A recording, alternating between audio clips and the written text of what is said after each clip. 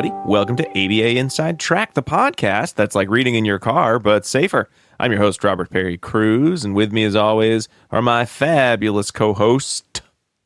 Hi, it's me, Diana Perry Cruz. Jackie is not here today. No. She had to be away. Yes.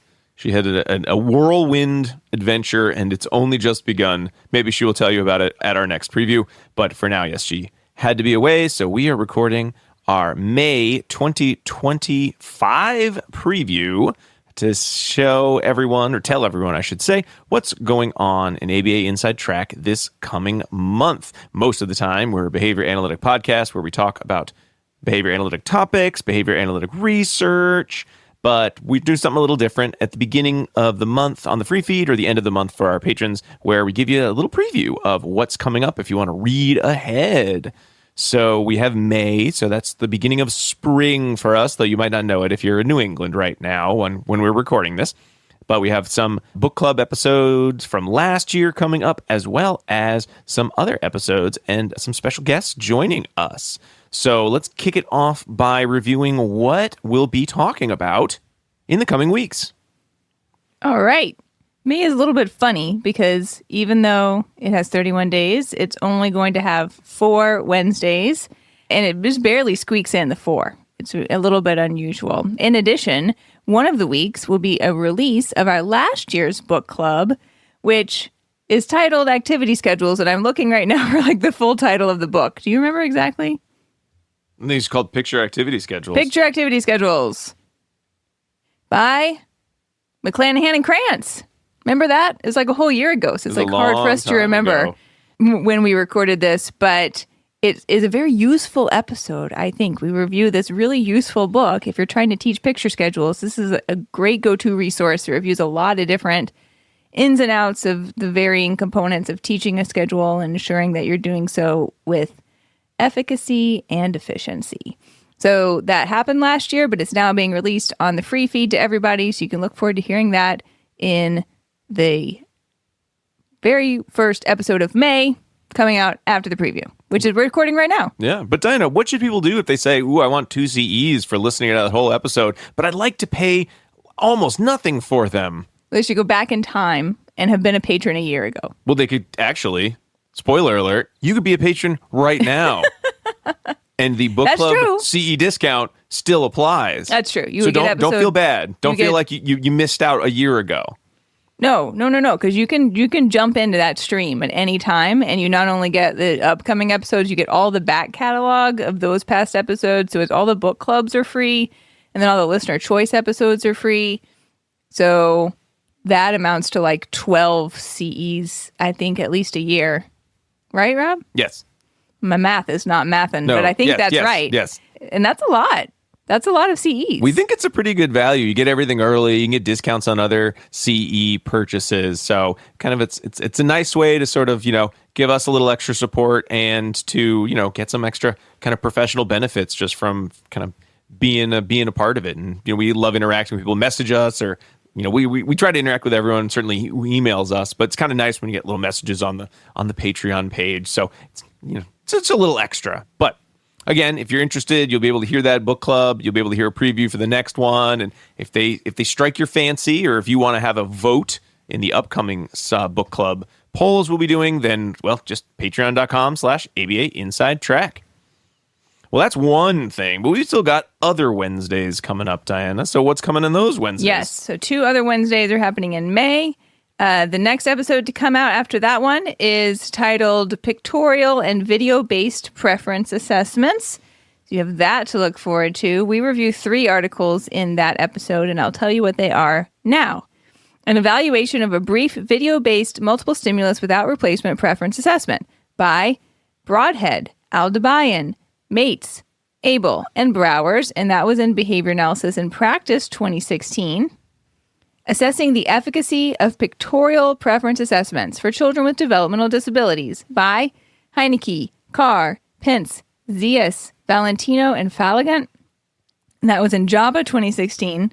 And finally, an investigation of a video-based preference assessment of social interactions by Wolf, Kunavatana, and Shoemaker, and that was in Behavior Modification 2018. So we got that. That's happening. And then after that, we're very lucky to get John Staubitz on the show to talk with us. He will be discussing practicing within the school context. And, behind the scenes, we've already recorded this episode. It was great. Rob and John had tons of overlapping background and experience and stories to review with one another about practicing within the school context. So that was pretty exciting, and he was an awesome guest to have on the show. There are several articles that contributed toward that conversation, and I'll tell you what those are now as well. Actually, not that one first, because that doesn't make any sense. Let's do this one. Applied Behavior Analysis, Students with Autism and the Requirements to Provide a Free and Appropriate Public Education by Stevenson and Correa, and that was in the Journal of Disability Policy Studies 2019. Following that, Still Left Behind, How Behavior Analysts Can Improve Children's Access, Equity, and Inclusion to Their Entitled Education by Stevenson, Bethune, and Gardner, and that was in Behavior Analysis and Practice 2024, hot off the presses. And then we just briefly touched on these other two articles. We're actually planning another episode where we review one of those in more depth coming up as well. And these were Navigating Collaboration, Factors Influencing Special Education Teachers' Relationships with BCBAs in Diverse School Contexts by Squires, Coutre-Paraga, Morris, Ellsworth, Miller, and Hansen. And that was in BAP 2024. And finally, Preparation of Behavior Analysts for School-Based Practice by Copeland, Duffy, and Mayes. And that was in BAP 2025.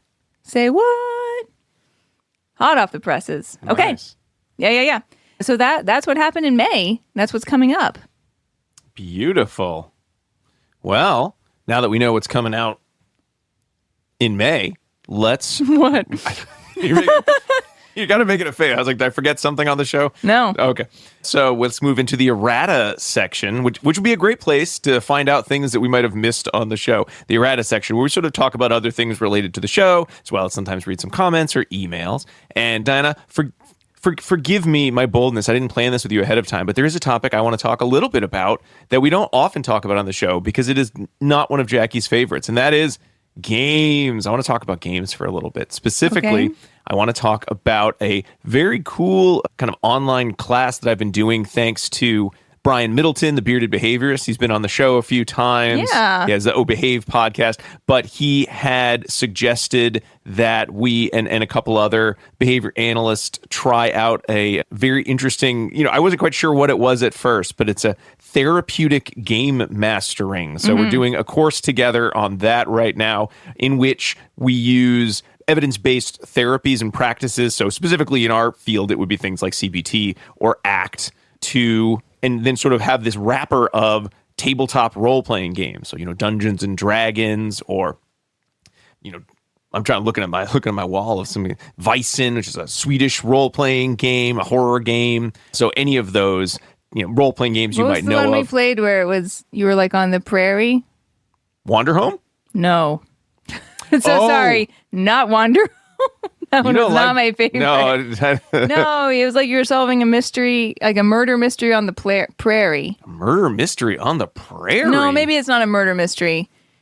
It's like the old-timey family. Oh, okay. Was it Desperation? Probably, yeah. That was a fun one where it's like a kind of card-based, or you're a collaborative storytelling role-playing game where it's the winter and it's sort of like the post-Civil War, and you're out in the plains, and you don't know who's going to survive the winter, and you have all these characters and connections. That was a fun one. Yeah, that's a quicker one. Yes, but in any case, it's the idea of using that as sort of more of an interesting way to engage groups with a therapeutic process. So for me, since I'm not, I have some knowledge of ACT. We've talked about it on the show. I've done some of my own research on it, some professional development on it, but not really my area of expertise yet. Looking into it more, I think it's a fascinating subject, but really thinking about how we do social skills training, because so much of social skills needs to be role played anyway. So why not make it part of a game, gamify it a little bit more. So I'm very excited as we continue on with this course through Geek Therapeutics is where we're doing the course. So I'll let you all know how it goes when we're all done with it. We're about getting to the halfway point of it, but it's been very interesting to get to sort of talk with other behavior analysts about the subject and a chance to use something that is just kind of fun. We dabble in it here in the house to kind of explore ways to do evidence-based therapy as well. So very excited. But yeah, again, I'll let everyone know a little bit more about it when it's done. But I know Jackie doesn't, the last time we had an RPG party at the house, Jackie was kind enough to join, but it was her husband who actually played the game most of it. She was nearby though. It's all right. We all have different interests. That's right. We all have different interests. Diana, shockingly, you might think, oh, does Diana love the really artsy role-playing games where you make a story about a magical world? Because, she's such a creative type. And I would have to say no. Weirdly enough, she only likes the RPGs in which the goal is to murder as many other creatures as possible and steal their treasure. She's a big fan of that. That's right. Don't like goblins and don't like orcs. She'll fight them. Fight them. Yeah, so that's kind of a fun thing. We like to do a lot of games. I think at one point we even thought about how could we tie that in to behavior analysis. And, there are some behaviors around game playing, I think, that might be interesting to explore. Well, if you want to know more about that, you should go back and read Morford et al. 2014, because that is the article that breaks down the behavioral principles involved in game playing and game making. How have we not done that? We did. Did we? Yeah. Back in episode 76, gamification. Oh, okay, 70s. Oh, gamification. Okay, specifically gamification piece. Gotcha. And you've published on the subject as well. Yeah. So you're the game master here. But Zach Morford wrote in way back in the day to say thanks for talking about his article and to probably correct us on a few things that we maybe didn't get exactly right. So thanks, Zach. So that's kind of a fun thing going on over here in the studio. Where we record is where I go to those online classes and do some online RPGing with it. Yeah, this room doubles as our game room. In case anyone hasn't noticed, when you see videos, all the games are in the background. Yes. So we have multiple varied interests. We're extremely well-rounded people. Oh yes, very much so. Yes. Yeah, I can tell you a few emails if you I'd want love to hear some emails. To follow up on that. Yeah, for sure. So let me see. One email that we got was from listener Katie. Hi, Katie. She wrote in to ask more about our episode that we did, episode 305, on ableism and the medical model. Mm-hmm. And I really bring this up because I thought her questions were great. And honestly, I don't have full answers to them. So she's asking, she loves the idea of writing goals that are going to support neurodiversity and be neurodiversity affirming. But then she had additional questions about how that may potentially interact with needing to write goals that are going to be approved by the billing and insurance companies and or potential restrictions with respect to how those may integrate into an IEP or when collaborating with other professions. And these are, I don't fully have an answer to that because it's just a little bit outside of my own personal area, but I would also love to find out more. So Katie, thank you for writing in. And I think this would be a fantastic topic for us to review in the future. Mm-hmm. So I'm going to write it down for that reason. Lots of times people will write in with suggestions on episodes. So I also just wanted to highlight that that's something that you can do. And we'll keep a running log and list of those. So sorry, Katie, I don't have the answer for you because I think this is a question a lot of people have right now. And maybe we can do some digging, get someone who does know what they're talking about to help us out in answering that. Mm. I think when it comes to something like how does some of the goals relate to, say, IEPs, a lot of times you sort of have to take a look at your state standards. And usually I can't speak for every state. I really only know Massachusetts kind of systems. But usually there's some amount of spiraling downward that is suggested. So they have suggestions of how you can take some certain goals that are related to the state standards and make them kind of either more meaningful or make them tied into some of the topics we discussed. So that's certainly, I'm sure Katie, you already thought of that one, but sometimes that's a good place to go if you just sort of need to generate some more creative ideas rather than just feeling like you're in a vacuum just trying to make up good goals. So you can always go to that as a source, as sort of a starting point. Good. Thank you. Insurance billing, no idea. Yeah. Okay. And let me see. Occasionally we have people write in and saying they can't find the code words in the episode. So I know that can happen sometimes because you're listening and we're talking and it's a lot of talking. So if you are like listening in your car or something and you missed the code word, you can always go to our website and every episode has its own page. You can either search via Google for it or you can navigate through the website to get to it. And on the top of that episode page, there'll be a podcast player and you can listen on the web as well in case you haven't ever listened in that format. In case you missed the code word and need to go back and locate it, you can do so probably more easily in that format.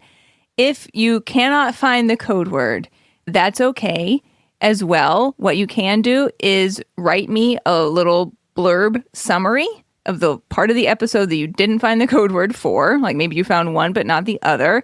And then you can write saying, hey, never could locate the other code word, although I do promise you they are in there, but sometimes it's hard to find. So never could find it.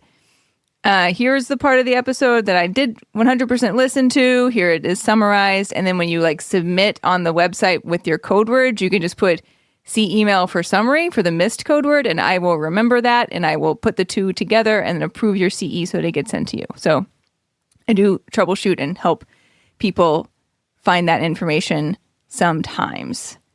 And finally, just wanted to note that we had a patron, Bethany, who commented on the Patreon page, put a bird on it. So if you listen to our last, I think maybe our last preview episode, when did we talk about putting a bird on it recently? It was, hold on, I can find it. If you want to quickly describe the reference for folks, I can find where the post is from.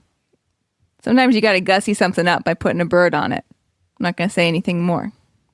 Token economies. Oh, okay. It was when we just talked about token economies, which was also not very long ago.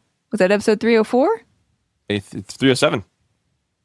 So Bethany got that one fresh, she's a fresh patron. out of the release. I was gonna say, like, how did she even? That's not even freely available at the time we're recording this. Coming on Wednesday. Gosh. Oh yeah. So look at her. Well, by the time people hear this, it will be out. So if you want to have fun comments that you can write before everyone else has even heard the episode, the Patreon, that's the place to be, I suppose. So thank you, Bethany. That made all of us smile. Thank you for writing in. Yeah. I called out to Diana. Somebody put a bird on it. Bethany wrote that. Put a bird on it. Okay. Diana got a nice laugh from the other room. And that's all I got. That's all you got? Great. Well, I think that's all we have right now for the preview episode. May's kind of a short month. We have some things coming up, and then we're going to have all the fun of summer right after that. So kind of May's just a lot of us getting prepared for everything in the summer, making sure that we have episodes lined up week to week to week so that you can listen on the beach or wherever you want to listen to podcasts this summer. But that'll be it for us now. We'll be back next week with that Unlocked Book Club. Thank you so much for listening. Remember, you can check us out at abainsidetrack.com or patreon.com/abainsidetrack. If you want to get some free CEs for that book club, just join up there at the $10 and up level, as well as then getting access to next month's full polls. We got 2 polls coming out this June for Listener Choice Summer and for Book Club for the next whole year. So very exciting time. But in the meanwhile, keep responding. Bye. Bye.